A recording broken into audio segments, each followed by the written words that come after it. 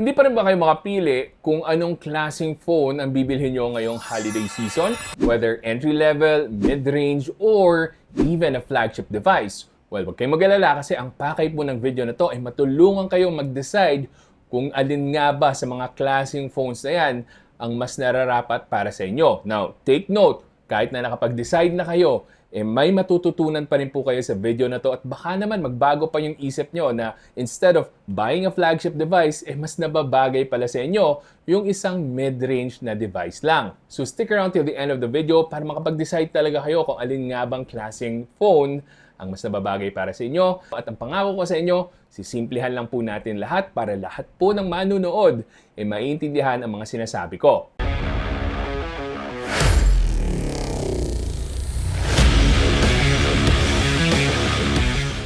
Pero bago natin simulan ng tuluyan ng video, meron po akong mga recommended phones dyan sa description box na pwede nyong pagpilian entry-level, mid-range, and flagship phones as well. Kaya kung sakaling makapili na kayo after this video, pwede nyo pong i-add to cart yung mga nasa links. Anyway, simulan muna natin. So, pag sinabi kasing entry-level, usually ang price range nito is under 15,000 pesos. Pero dito kasi sa Pilipinas, medyo nagbabago yan kasi nagiging under 10,000 pesos. At yung iba, yung talagang super tipid, ang nakukonsider nila na entry-level is something like 5,000 pesos and below. So dito usually namamayagpag yung brands ni Transsion like Itel, Infinix, and Tecno. And sumasali rin minsan yung Redmi, minsan si Realme, Oppo, meron ding mga entry-level phones pero hindi ganun kasulit. And then may mga Honor phones as well. Si Huawei din, minsan may mga offering at the entry-level. At pati na rin si Vivo. But just to give you a general idea, ang nagdo-dominate po sa market segment na entry-level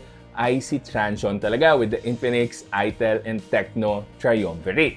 So sila po yung nag-o-offer talaga ng pinakasulit na devices under 10,000 pesos and sometimes even under 15,000 pesos. Pero again, paminsan-minsan nakakasingit din po si Redmi and si Poco. Yung mid-range devices naman, usually they go from 15,000 pesos up to 30,000 pesos. And meron pa tayong parang special segment ng mid-range devices na not quite flagship but still in the mid-range segment yung kakayahan niya, which are the flagship killers na para sa akin naman kinukonsider ko pa rin as somewhat of a mid-range pero higher-end na mid-range devices tulad na lang ng Xiaomi 14T Pro. Pero most of the time, nasa 15,000 to 25,000 pesos talaga yung price range ng legit na mid-range devices. So dito naman, namamayagpag talaga yung mga brands like Poco, Redmi, Realme, Vivo, at paminsan-minsan sumusungkit din naman si Oppo tulad ng Reno series nila. Pero kung value ang pag-uusapan, usually medyo mas kulelat yung specs na ino-offer ni Oppo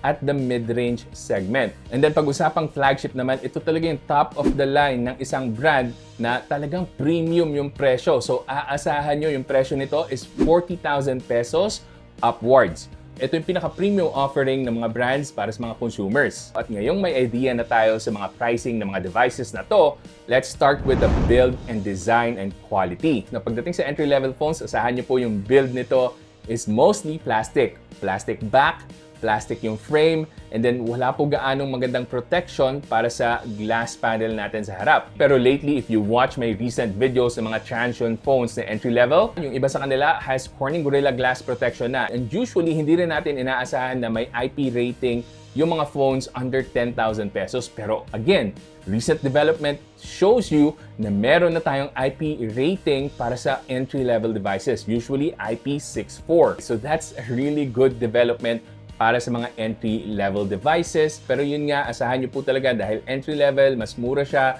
Siyempre, mas mura rin yung materials na ginamit nila on these devices. So kung kailangan nyo na mas matibay talaga na device and mas premium, you might need to go up a tier higher, which is the mid-range. So sa mid-range devices naman, aasahan nyo dito na meron na tayong Corning Gorilla Glass protection or kung ano pa mang ibang klaseng protection na ino-offer ng mga brands tulad ng Shot Alpha para sa Vivo, and I think meron pang Dragon Trail yung ibang brands. And then sa build naman, usually din naman nasa plastic rin naman yung frames ng mga phones na nandito sa level na to. Pero may mga pakonti-konting devices na nasa mid-range level na nasa above 20,000 pesos na meron ng metal frame na body. Tulad na lang nitong Tecno Camon 30 Premier. At syempre, ito rin, Samsung Galaxy A55 metal frame, glass back panel. So kahit na nasa mid-range level pa lang tayo, maganda na yung build and quality ng mga phones dito. At dagdag pa, dito na pumapasok yung mga higher IP rating, IP67, minsan meron pang IP68. Pero usually, yung iba naman ino-offer lang is IP54, IP64. Hirap po yung IP68 and IP69, pero paunti-unti, meron na kasi tulad ng Vivo, nag-o-offer ng IP69 para sa Vivo V40. And usually rin pala guys, very minimal lang din yung camera design or camera module ng mga mid-range devices. So makikita nyo, hindi gaano kalaki yung camera modules ng mga phones na hinahawakan ko ngayon. And that's because they're not really highlighting na super ganda ng cameras ng mga mid-range devices. Pero mamaya pa natin pag-uusapan yan. Sinasabi ko lang yung physical appearance ng camera modules. And then sa flagship level naman, asahan nyo po talaga, ito po yung pinaka-premium na build ng mga phones. Either meron tayong faux leather back panel, glass back panel na may Corning Gorilla Glass Victus or Victus 2. And then meron pa tayong Corning Gorilla Glass Victus sa front na protection natin. And syempre, metal frame. And best of the best pagdating sa elegance and design ng mga produkto dito sa level na to. So dito sa level na to, namamayagpag naman si Samsung, si Apple, and syempre, pag sa China, si Huawei. And nandito na lahat ng bells and whistles, lahat ng class yung protection, IP68, guaranteed po yan sa mga flagship devices. Kung wala pong IP68, baka medyo lugi tayo doon kasi halos lahat ng flagship level phones meron ng IP68. And dito na magsisimula yung mga dambuhalang camera modules. Dahil nga flagship devices, and isa sa pinaka-highlight talaga nila, yung cameras niyan. Pero again, mamaya natin pag-usapan yung cameras. Susunod na pag-usapan natin is diretso na sa performance. So dito na yung usapang chipset, usapang RAM, usapang memory. So let's go. So starting off with the entry level. So sa entry level phones, kung nakita natin yung trend dito sa Philippines, ang mga aasahan natin na chipsets, usually, meron tayong MediaTek Helio G99, G100, Unisoc T616, T620, and karamihan dito are 4G chipsets. Paminsan-minsan, may nasisingit yung mga brands na 5G chipsets tulad na lang ng Dimensity 6080 at yung ginamit nila dito sa Nubia Neo 2 5G na merong T820. But again, most of the time, 4G lang po yung chipsets natin pag 10,000 pesos and below. And makakaasa kayo ng modest performance mga chipsets ito. Ibig sabihin, kayang-kaya po yung mga social media, YouTube, panonood ng Netflix, maning-mani lang po yan sa mga devices na to. Pero pag sinabak na natin sa mga hardcore gaming, dyan po medyo mahihirapan yung mga phones na merong entry-level chipset. And nakalimutan ko palang banggitin, pagdating naman sa Snapdragon, meron tayong 680 and 685. And paminsan-minsan, may naliligaw na 695 at the entry level. Pero it's all the same, and just to give you an idea, usually below 500,000 po yung Antutu benchmark points na maasahan natin sa mga devices under 10,000 pesos. And then pagdating naman sa usapang RAM, asahan nyo po na meron pa rin paminsan-minsan maliligaw na 4GB of RAM sa mga entry-level devices. But luckily, pagdating sa branded Transsion, nagkakaroon na tayo ng 8GB of physical RAM. Pero wag na wag po kayong magpapaloko sa pinag-combine na extended RAM, which is the virtual RAM and the physical RAM. Tulad nito, nakalagay 24GB of RAM, but in real life, yung actual RAM niya is 12GB of physical RAM. And extended RAM lang po, yung extra 12 pa. So always make sure to check yung actual physical RAM. Now sa storage naman, kahit sa entry level, I think ang basic or minimum na nila is 128. Pero minsan, meron pang ang basic is 256, which is really good. Pero asahan nyo po, yung storage naman dito, paminsan-minsan may naliligaw na eMMC. So pag ganon, para sa akin, kahit na entry level yon, medyo deal breaker considering may mga brands na nag-o-offer na UFS 2.2 kahit na entry level lang. So again, pag nakakita kayo ng memory na eMMC pa, medyo iwasan na natin yung brand na yon kasi ibig sabihin lang po niyan, hindi talaga tayo binibigyan ng good value for our money. At dagdag kaalaman lang guys, pagdating sa entry level, asahan nyo po na yung internet connection natin, whether Wi-Fi or mobile data, hindi po natin masasagap yung fastest internet speed. Just an example, dito sa G100, G99, meron akong 900 Mbps na connection dito sa bahay. Kukuha ko lang po sa mga devices na entry level is up to 300 Mbps. So just in case gusto nyo sulitan yung pinakamabilis na internet speed sa bahay nyo, hindi nyo po yan magagawa with an entry-level device. Now, moving on naman sa performance ng mid-range devices. So dito, standard na po yung 8GB of RAM, 256GB of storage. Pero paminsan-minsan may mga naliligaw na brands na meron pa ring 1 to 8GB of storage. And then standard na rin po yung UFS 2.2, yung minimum na storage type. So, minsan, umaangat pa sa UFS 3 or kahit yung mga flagship killers ay umaabot pa sa UFS 4. But generally, dito sa mid-range segment, ang pinakamalaking leap in terms of performance. Malaki-laki po yung gap in terms of performance from a budget level up to a mid-range. So, kung kailangan nyo talaga ng mas magandang performance, mas matagal yung mapapakinabangan, it is worth considering na magdagdag kayo ng extra para mapag-ipunan nyo yung isang mid-range device. Dahil dito nyo may experience yung heavy gaming, kayang-kaya na po yung Genshin Impact at maximum graphics. Asahan natin na lampas 500,000 yung Antutu benchmark points ng mga devices na nandito sa mid-range. Kasi gumagamit yan ng mga chipsets like Dimensity 8100, 8200, 8300, and then meron pang iba na nag-offer ng 20,000 and up na naka-Dimensity 9300 plus. So, sobrang lupit ng mga devices na yon, napakalakas. And then, sa usapang Snapdragon chipsets, nandiyan na po yung Snapdragon 7 series. Minsan, merong 6 series. So, medyo nasa 500,000 ang Antutu benchmark points po yon. Pero pagdating sa 7 series, merong 7 plus. Yun po talaga yung malakas. And then, meron pa tayong 8 series 8S Gen 3 na nasa Poco F6, Honor 200 Pro, at Realme GT6. So dito na talaga tumitindi at umaangat ng husto yung performance ng mga phones natin. So yung mga devices na to, again, kayang-kaya ng mga heavy games, kaya mag-video editing, and syempre yung mga basic task, maning-mani po yan. And then finally sa flagship, Snapdragon 8 Gen 2, 8 Gen 3, and 8 Elite. And then meron tayong Dimensity 9400. And then yung mga Bionic chipsets ni iPhone, of course, mga top of the line and flagship level po yung mga yan. And banggitin na rin po natin yung Exynos kasi meron din naman silang ino-offer na flagship level na chipsets. Pero mas dapat nyo talagang hanapin dito sa flagship level yung Snapdragon, yung Dimensity series na 9400, and of course, yung sa iPhone. So dito, tapos po yung usapan pagdating sa performance. Kahit na hindi po gaming phone yung mga devices nyo,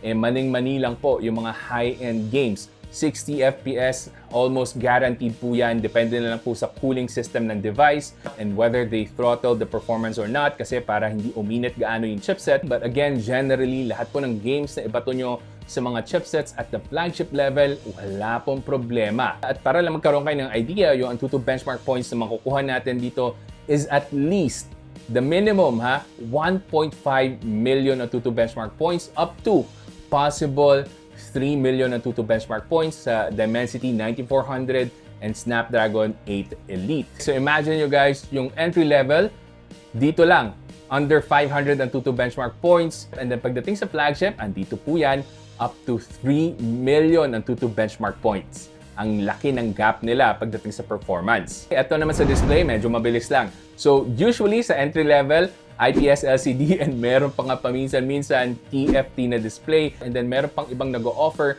na 720p yung display. Para sa akin, deal breakers na po yan, yung TFT, 720 and then meron pang water drop notch.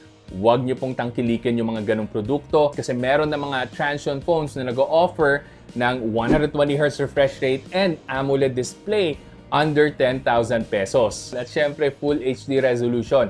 Para sa akin, mas sulit yon para sa pera nyo. Pero kung gusto nyo talaga ng better experience pa, of course, nandyan yung mid-range devices natin na minsan pumapalo up to 144Hz yung refresh rate, pero kadalasan nasa 120Hz refresh rate yung basic na ino-offer sa atin ng mga mid-range devices.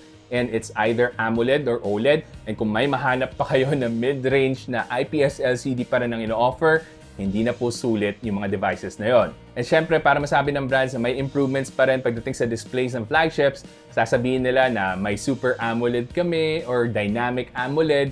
So, iba't ibang klaseng special AMOLED display but they're basically the same AMOLED displays. Ang pinagkaiba lang po usually pag flagship level na display, meron tayong LTPO, so that means bumababa down to 1 Hz yung refresh rate para makatipid talaga ng battery at hindi masagad yung battery consumption ng devices natin. Pero usually, pag sinide by side natin yung flagship and mid-range devices pagdating sa display, halos hindi nyo po mapapansin yung difference. Kaya minsan, minamarket na lang talaga ng ibang brands na mas higher yung peak brightness nila pagdating sa HDR content. Pero eto lang po yun guys, pag HDR content kasi nakikita nyo lang po yung brightest spot sa isang scene. So let's say, ang brightest spot dito sa akin ngayon is yung apoy dyan sa likod. So yan po yung highest na brightness na makukuha nyo from your display. But that's just an example para magkaroon kayo ng idea kasi baka isipin nyo na pag outdoors kayo, yung peak brightness automatically yung makukuha nyo. Hindi po ganun yon.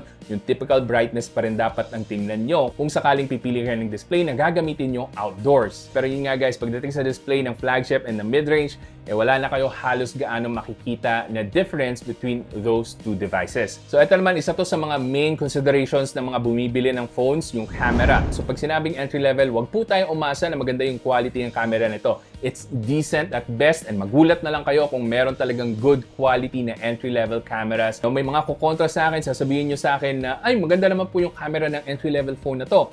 But take note guys, when I say na decent at best, it's in comparison to other phones that I've tested. So let's say na-test ko na yung best flagship device. Of course, hindi ko po ikukumpara doon directly. Pero ang sinasabi ko sa inyong decent at best is that ito po yung maximum natin, andito po yung entry-level quality, and minsan andito naman yung mid-range. So nasa gitna. Ganun po talaga ang katotohanan pagdating sa entry-level phones. So wag niyo pong sabihin sa akin na maganda naman po yung kinalabasan ng photos ng entry-level device ko kasi again, once we base it dito sa standard natin, andito yung best, andito lang po yung entry-level. Gets? Okay. And then usually asahan nyo, single lens lang po talaga yung gumagana dito.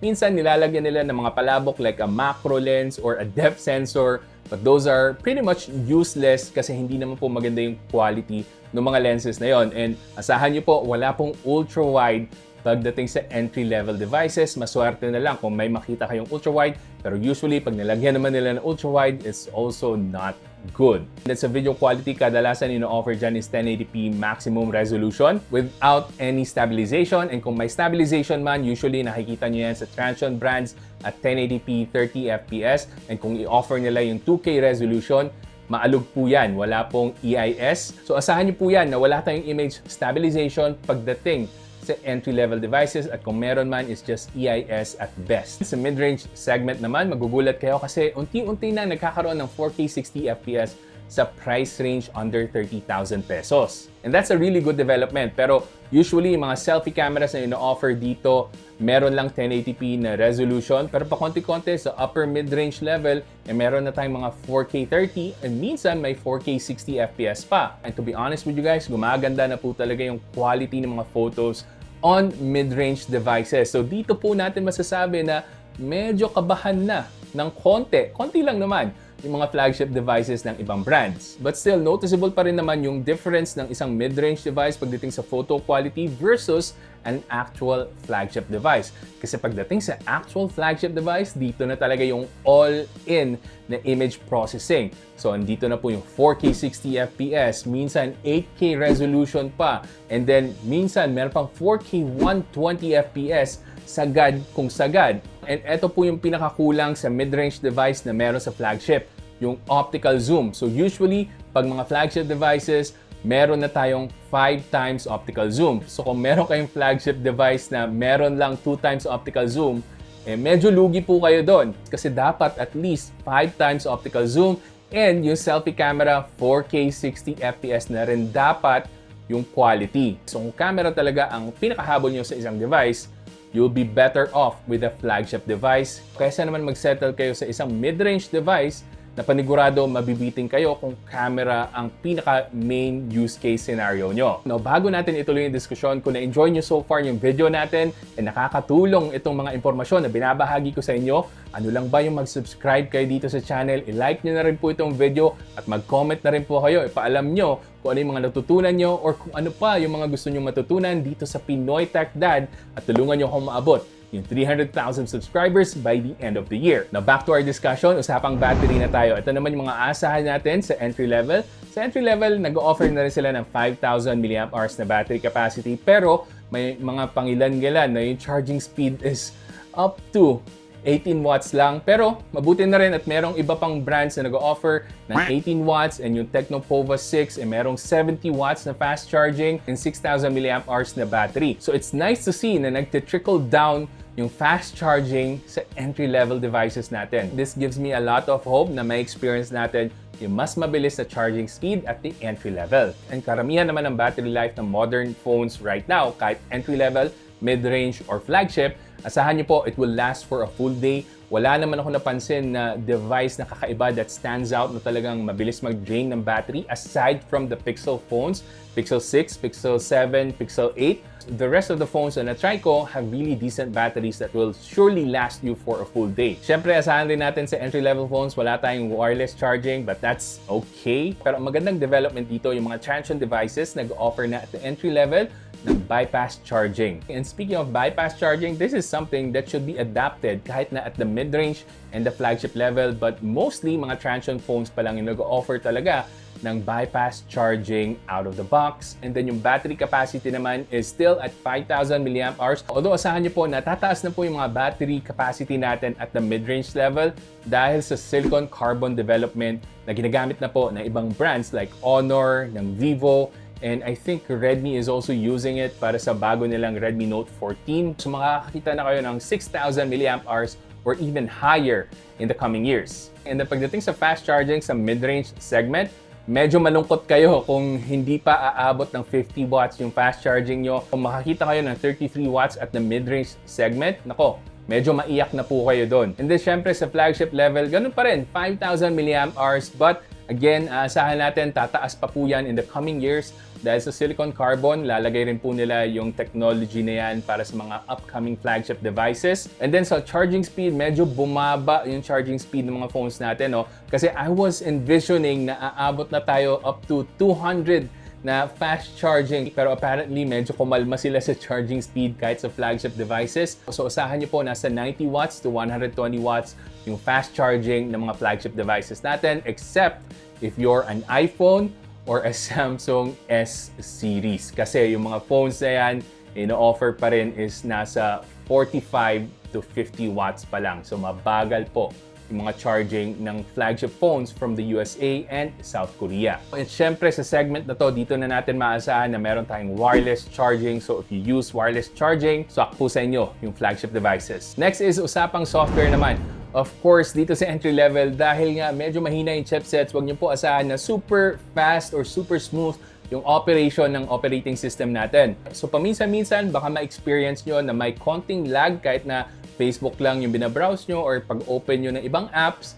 And that's normal sa entry level kasi nga hindi po well-optimized yung chipset or talagang mahina lang yung chipset, and baka naman hindi rin talaga maganda yung software na ginamit ng brand para sa entry-level device nila. Pero pagdating sa major OS update, asahan nyo po siguro 1 year to 2 years lang po ang maximum na ibibigay sa atin ng brands. Kasi you will have to pay more para sa mid-range device para asahan nyo na at least 2 years of major OS support. And then kung gusto nyo pa na mas mahaba, syempre dun tayo sa flagship na ino-offer na at least 3 years of software support or major OS update, and then mas mahaba pa of course pagdating sa security patches. And kung titingnan nyo yung brands like Google, Samsung, and Apple, usually minimum of 5 years na ang ino-offer nila na major OS updates. Actually 7 years para kay Google and Samsung. So that's really great. Talagang masusulit nyo yung flagship device nyo just in case na sobrang tagal nyo magpalit ng phone. Pero para sa akin, parang sobrang bihira lang yung tao na magkikeep ng phone for at least 7 years. Meron ba?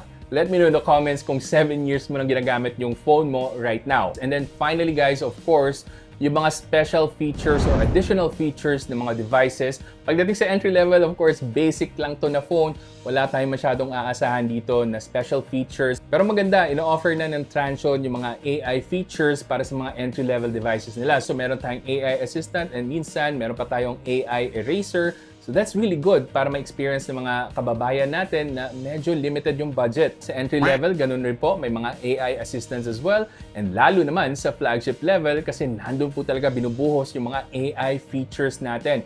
Yung mga instant translation, yung mga AI image enhancements, yung pag-reimagine ng mga photos natin. lahat po ng AI editing tools nilalagay nila or sinisiksik nila sa mga flagship devices natin. And dito rin natin makikita sa mga flagship levels yung mga extra features like PWM dimming, and then guaranteed na merong NFC. And then for devices like Samsung S24 Ultra, meron pa tayong S Pen, at marami pang iba't ibang features na siniksik talaga nila para masabi natin na hindi masasayang yung pera natin for a flagship device. So yun po guys yung mga dapat yung malaman about entry-level phones, mid-range phones, and flagship level phones. Now, after telling you all of those things guys, meron naman kayong napili kung budget level ba, mid-range, or flagship?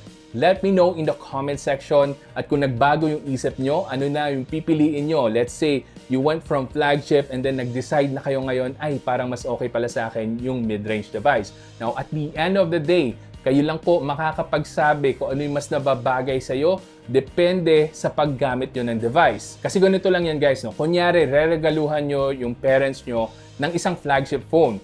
Pero yung parents nyo pala, ang gagamitin lang is panonood ng Netflix, mag-browse ng Facebook or TikTok or manood ng YouTube videos, and wala nang iba. Hindi naman sila nag-edit ng mga videos, hindi naman sila naglalaro ng heavy games, and then lalong hindi nila ginagamit yung camera nila.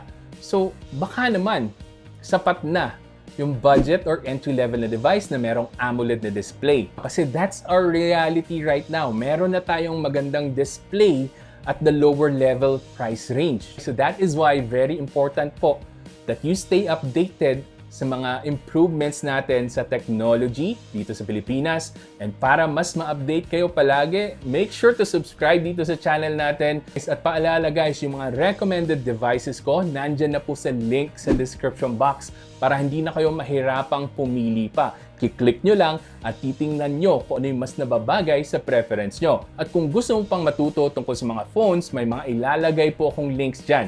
Panigurado, magugustuhan nyo yung mga yan. So hanggang sa susunod, ako nga pala ulit si Janus ng Pinoy Techdad. Kita-kita ulit tayo. Yeah,